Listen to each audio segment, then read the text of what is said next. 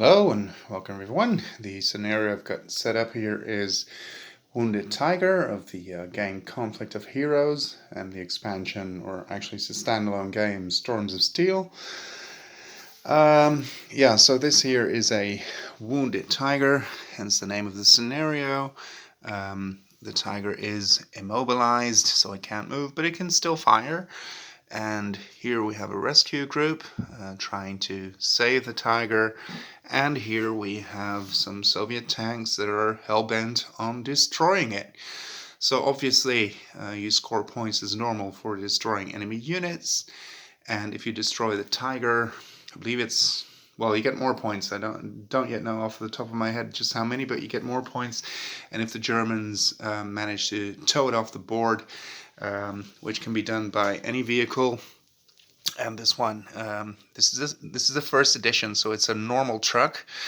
In the third edition of Storms of Steel, and I do have the rules, I do play by the third edition rules, but I don't yet have the third edition itself. I think I'm going to buy it one of these days.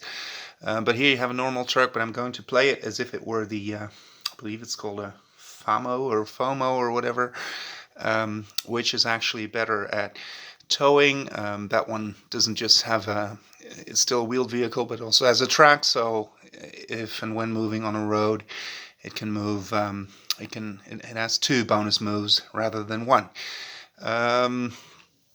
Basically what I'm going to try is to just close in with the Russian forces.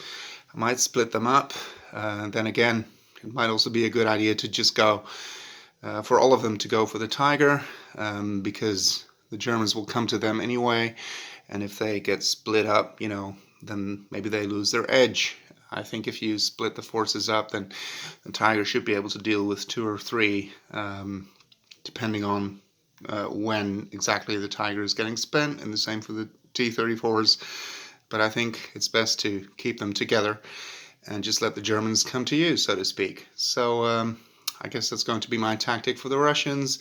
The tiger, unlike many other units in the game, as it did historically, is quite capable of taking out a unit at longer ranges, not at long range, but at normal range, really. Normally you really have to be at short range or close range to destroy an enemy tank with any real chance of success, but for the tiger it is possible to do that from further away. So this is a brief introduction of the scenario. It's 5 rounds, so let's see how it plays out.